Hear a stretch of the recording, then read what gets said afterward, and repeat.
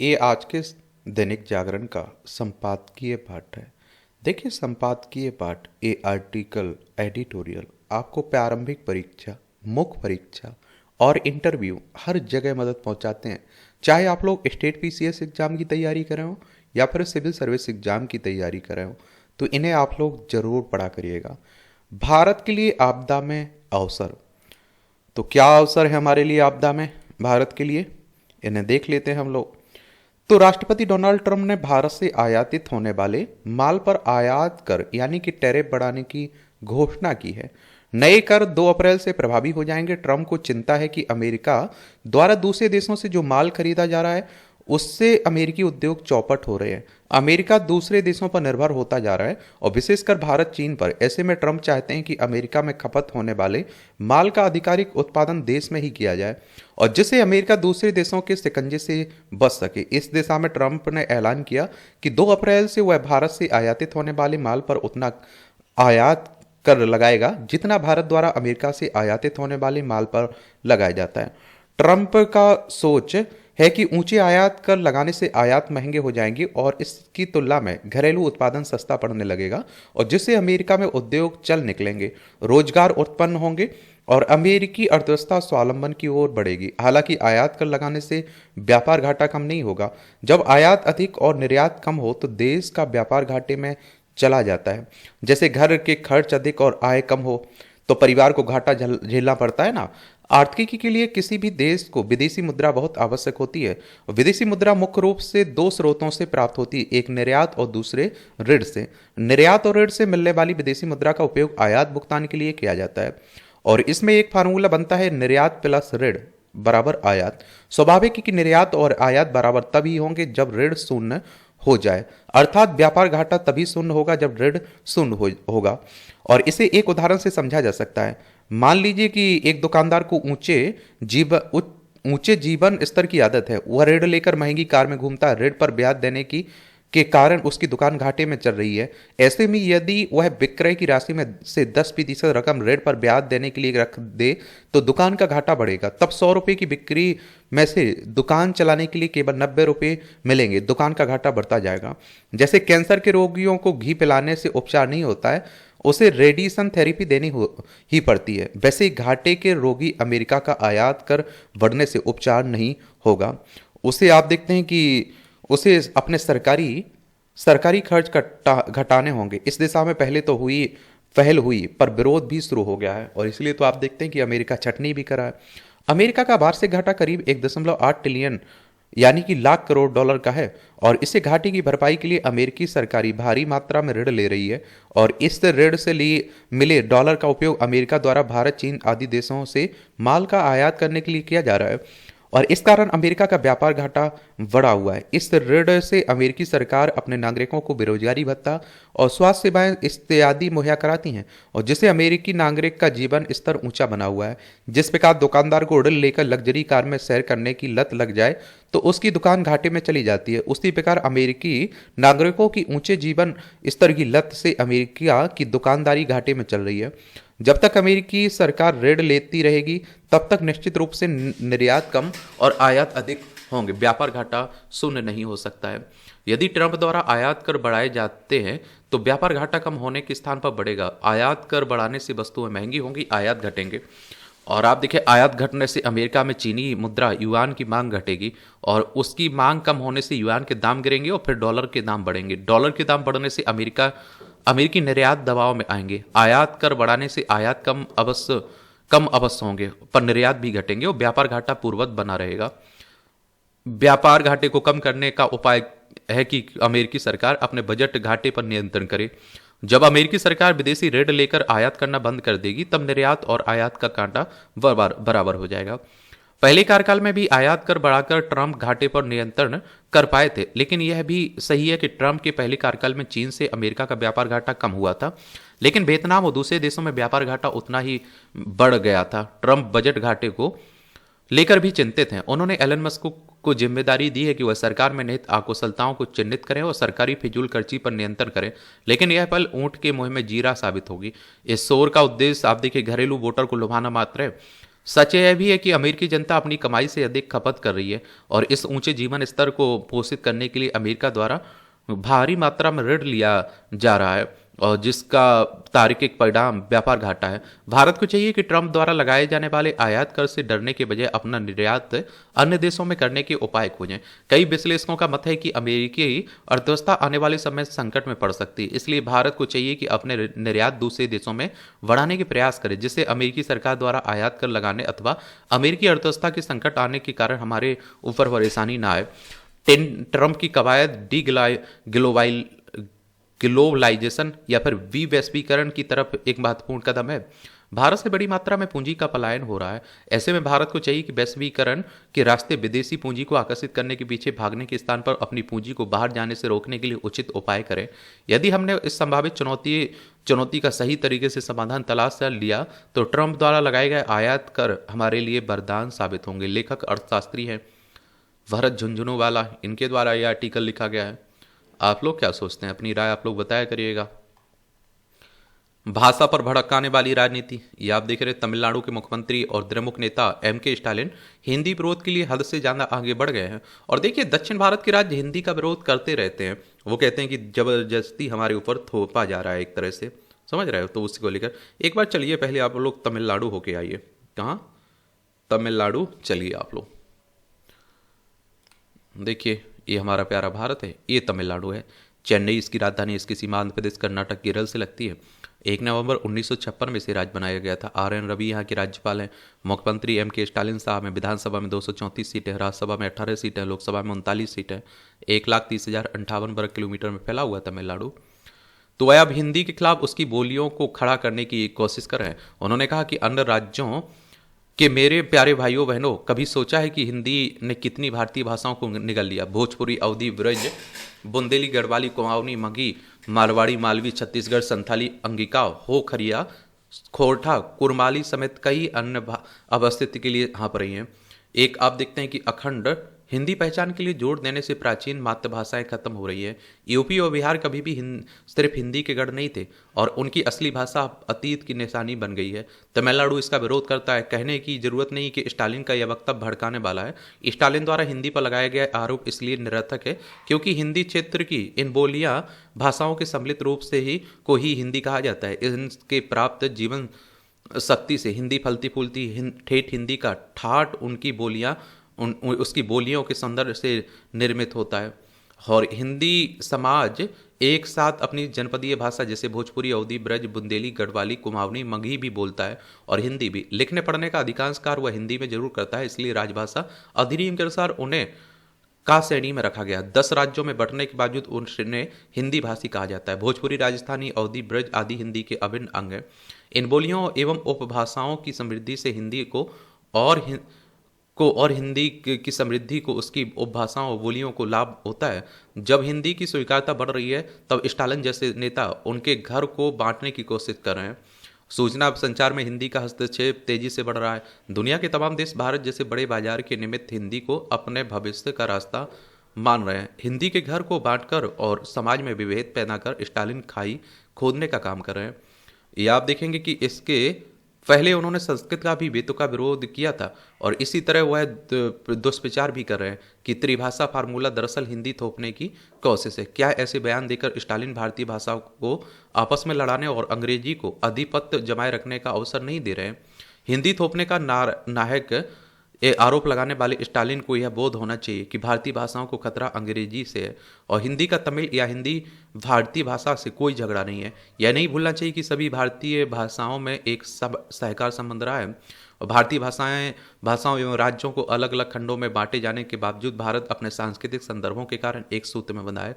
भारतीय भाषाओं के सहकार संबंध से तमिल कवि सुब्रह्मण्यम भारतीय भली भांति परिचित थे, इसलिए वह हिंदी के प्रबल पक्षधर थे। वह तमिल समाचार पत्र इंडिका के संपादक थे और इसमें वह एक पृष्ठ हिंदी को देते थे।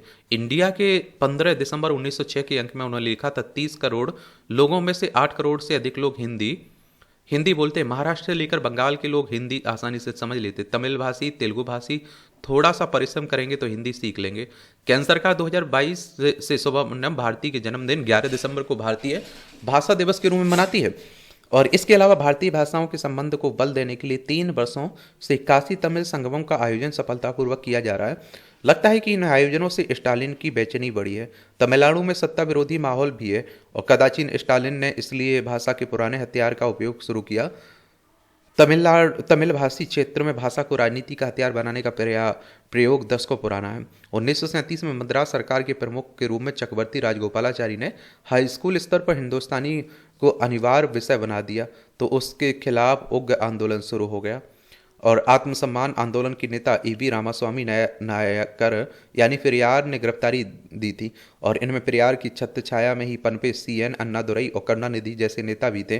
करुणानिधि की राजनीति हिंदी विरोधी आंदोलन से ही इनकी गिरफ्तारी से ही चमका और इस आंदोलन का प्रभाव दक्षिण के अन्य हिस्सों में भी दिखा, मगर उसकी तीव्रता और विस्तार तमिलनाडु जैसा नहीं था। और संविधान के अनुसार 1965 में हिंदी को भारत की राजभाषा घोषित किया होना था और तब अंग्रेजी संघ की सहयोगी राजभाषा नहीं रही जाती, और किंतु उसके कुछ दिन ही पूर्व मद्रास में सी राजगोपालाचारी की स्वतंत्र पार्टी अन्नादुरई की देमुख के नेतृत्व में तमिल भाषियों ने राजभाषा के रूप में हिंदी का विरोध करते हुए हिंसा का आंदोलन शुरू कर दिया। यह वही राजगोपालाचारी थे जिन्होंने कभी हिंदी को राष्ट्रभाषा बनाने के पक्ष में न केवल वक्तव्य दिया था, बल्कि मद्रास की सरकार के प्रमुख के तौर पर हिंदी को लागू किया था। तब से नाहक हिंदी विरोध की राजनीति वहां जारी रहे। यह देश की एकता के लिए घातक। हिंदी लेखक महात्मा गांधी अंतर्राष्ट्रीय हिंदी विश्वविद्यालय वर्धा में प्रोफेसर, इनका नाम कृपा शंकर चौबे, इनके द्वारा लिखा गया है। अब देखिए, कहते हैं कि हिंदी सीखेंगे दक्षिण भारत के बच्चे तो उन्हें रोजगार के अवसर बढ़ेंगे, लेकिन दक्षिण भारत के राज्य कहते हैं भैया फिर बिहार और उत्तर प्रदेश के लोग बाहरी राज्यों में क्यों जा रहे हैं, उन्हें क्यों रोजगार नहीं मिल पा रहेगा हिंदी को। तो वो इस तरह की बातें होती रहती हैं। आप लोग क्या सोचते हैं? अपनी राय आप लोग बता सकते हैं। जो विरोध करते हैं वो अपने तर्क ढूंढ के लाते हैं, जो सपोर्ट करते हैं वो अपने तर्क ढूंढ के लाते हैं। ये ऊर्जा, इच्छाओं का संजाल। इच्छा का अर्थ है कुछ पाने की अभिलाषा। इच्छा जीवन के लिए वरदान साबित हो सकती है और एक अभिशाप भी। इच्छा हमारे लिए लाभदायक सिद्ध होगी अथवा हानिकारक, यह हमारे अंतर्मन पर निर्भर है। प्रायः इच्छा को शत्रु के रूप में देखा जाता है, किंतु इच्छाएं सदैव हानिकारक नहीं होती हैं। यदि हम अपनी इच्छाओं को नियंत्रण एवं सकारात्मकता का कवच पहना दें तो निस्संदेह वही इच्छाएं कहीं ना कहीं हमारे आत्मविश्वास एवं आत्मोन्नति का मार्ग भी प्रशस्त करेंगी। मन में उठने वाली इच्छा के साथ कौन सा भाव संयुक्त है, इस पर भी उसके प्रभाव एवं परिणामों की आधारशिला निर्मित होती है। यदि इच्छा के साथ शांति एवं अपेक्षा रहित कर्म करने का भाव जुड़ा हुआ है तो वह निश्चित रूप से हमारे व्यक्तित्व का विकास करके उसे प्रगति के उच्चतम शिखर तक ले जाएगी। किंतु यदि वही इच्छा बेचैनी एवं उत्कंठा के भाव में घिरी हुई है तो निश्चित रूप से वह हमारे अंतर्मन की शांति के लिए एक बहुत बड़ा खतरा उत्पन्न करेगी और इसका परिणाम यह होगा कि हम अपने किसी भी कार्य को पूर्णता के साथ संपन्न कर पाने में सक्षम एवं असमर्थ हो जाएंगे। इच्छाएं पूर्णता को प्राप्त करते ही अंतर्मन के भीतर एक संजाल निर्मित करने लगती हैं। एक इच्छा से अन्य इच्छाओं की उत्पत्ति होने लगती है। यह स्थिति हमें अशांति की ओर ले जाती है। हम इच्छाओं के इस संजाल को अनंत की ओर बढ़ने से रोकना चाहिए, क्योंकि यह एक संजाल बढ़ता गया तो अंतर्मन अनंत इच्छाओं से घिर जाएगा।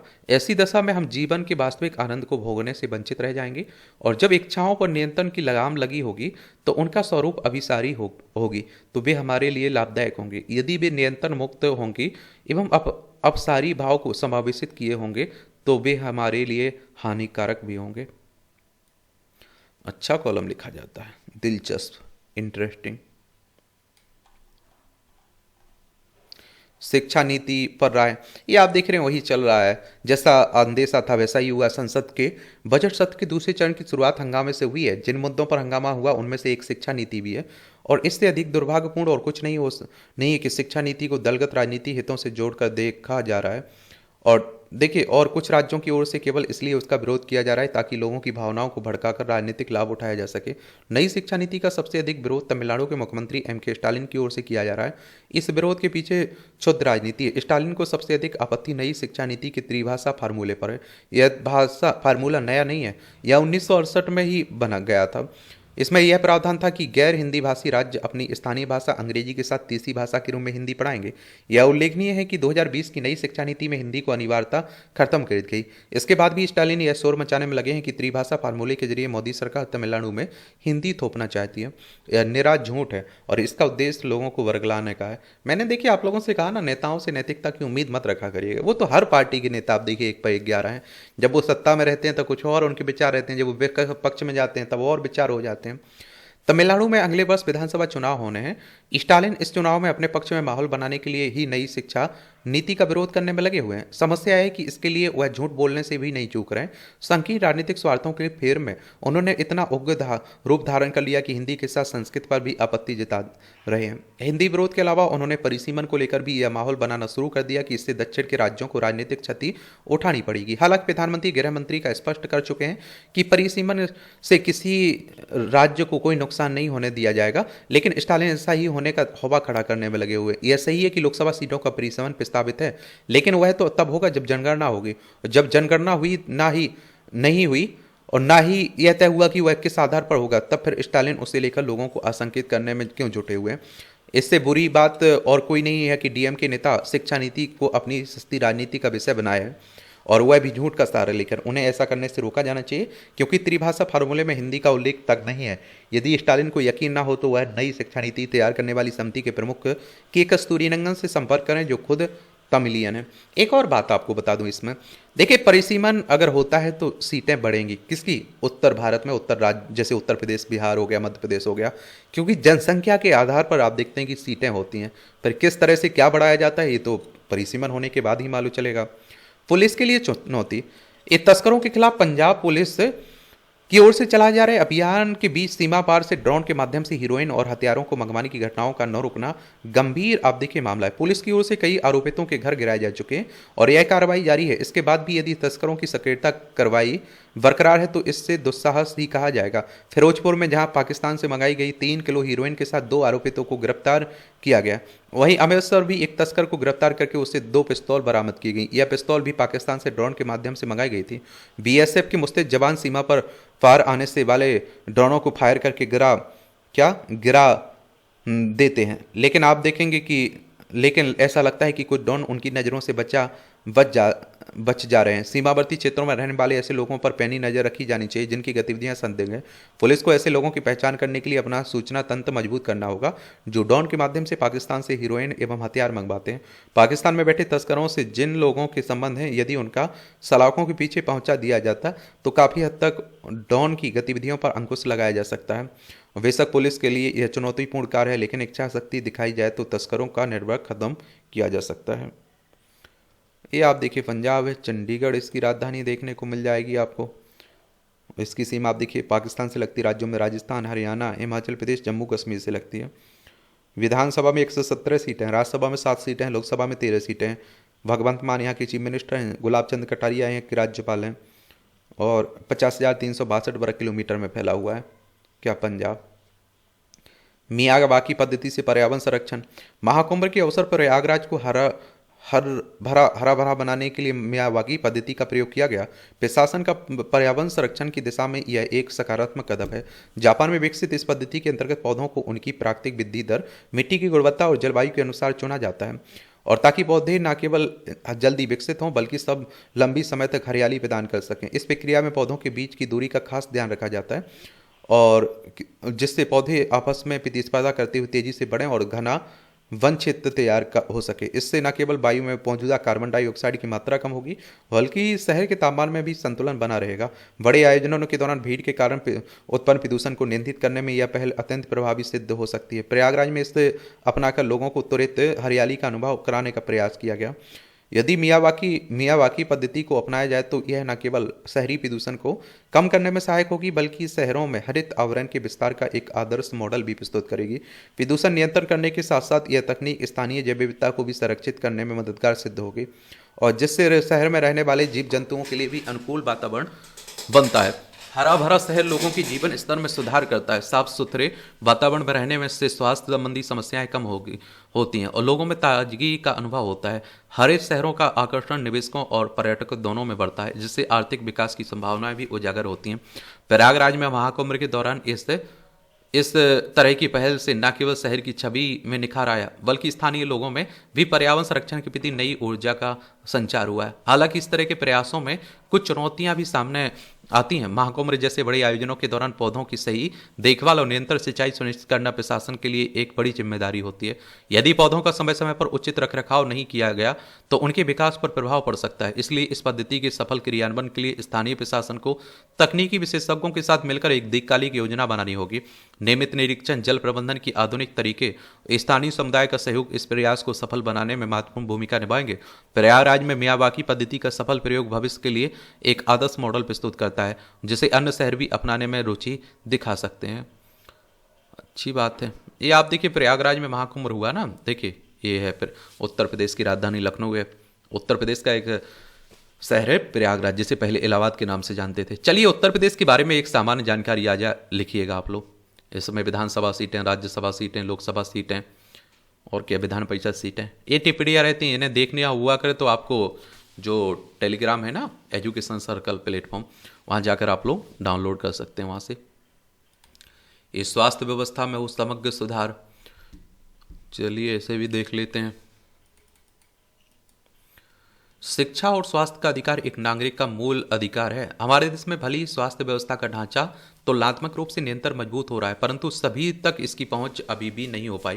राज्य सरकारें इस दिशा में कामयाब नहीं हो पाई, लिहाजा निजी स्वास्थ्य सेवाओं को प्रोत्साहन मिल रहा है और इससे आप देखते हैं कि यह महंगी होती जा रही हैं। और इसी तरह शिक्षा का हाल है। ऐसे में सुप्रीम कोर्ट में याचिका लगाई गई थी, जिसमें कहा गया था कि प्राइवेट अस्पतालों में मरीजों उनके परिवारों को अस्पताल की फार्मेसी में से महंगी दवाएं, मेडिकल उपकरण खरीदने के लिए मजबूर किया जाता है और इसलिए ऐसे अस्पतालों पर नकेल कसी जाए। ऐसे रोकने के लिए केंद्र और राज्य सरकारों को आदेश दिया जाए। देखिए सुप्रीम कोर्ट हमारी सर्वोच्च अदालत है। संविधान के अनुच्छेद 124 के तहत सुप्रीम कोर्ट की स्थापना की बात की गई। 28 जनवरी 1950 में स्थापना हुई थी। शीर्ष न्यायालय ने राज्य सरकारों से कहा कि वे निजी अस्पतालों को नियंत्रित करें जो मरीजों को अस्पताल की दुकान से दवाई खरीदने के लिए मजबूर करते हैं, खासकर वे दवाइयां जो किसी और की जगह सस्ते मिल जाती हैं। कोर्ट ने केंद्र सरकार को गाइडलाइन बनाने को भी कहा ताकि निजी अस्पताल आम लोगों का शोषण ना कर सकें। इससे पहले सुप्रीम कोर्ट ने इस मामले में सभी राज्यों को नोटिस भेजा था, जिनमें से उड़ीसा, अरुणाचल प्रदेश, छत्तीसगढ़, बिहार, तमिलनाडु, हिमाचल प्रदेश, राजस्थान समेत कई राज्यों ने जवाब भी दाखिल किए थे। दवाइयों की कीमतों के मुद्दे पर राज्यों ने कहा कि वे केंद्र सरकार पर निर्भर हैं। केंद्र सरकार की दवाओं की कीमत तय करती है, इसलिए सरकार को चाहिए कि कुछ ऐसी व्यवस्था लेकर आए जिससे निजी अस्पताल आमजन का शोषण ना कर सकें। निगरानी समितियां, निजी अस्पताल की मनमानी पर लगाम लगाने के लिए सरकार को निजी अस्पताल में इलाज की दरें तय करनी चाहिए और इसकी निगरानी के लिए समिति गठित करनी चाहिए जो अनियमितता पाए जाने पर सख्त कार्रवाई करें। यदि अस्पताल तय शुल्क से अधिक वसूलते हैं तो मरीज इसकी शिकायत करें। यदि सरकार गंभीर होगी तो अस्पताल भी नियमों का पालन जरूर करेगी। निजी अस्पतालों का सदैव एक धैर्य वाक्य आपदा में अवसर रहा है और जिसका वो हर हाल में पालन करते हैं। निजी अस्पतालों के लिए विभिन्न स्तर पर निगरानी समितियां बनाकर भी इनकी मनमानी पर रोक लगाई जा सकती है।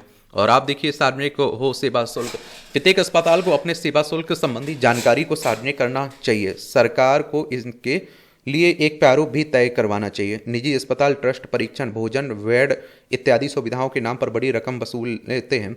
निजी चिकित्सालय मरीजों को जरूरत से ज़्यादा दवाएं देते हैं और इन दवाओं की कीमत भी ज़्यादा होती है।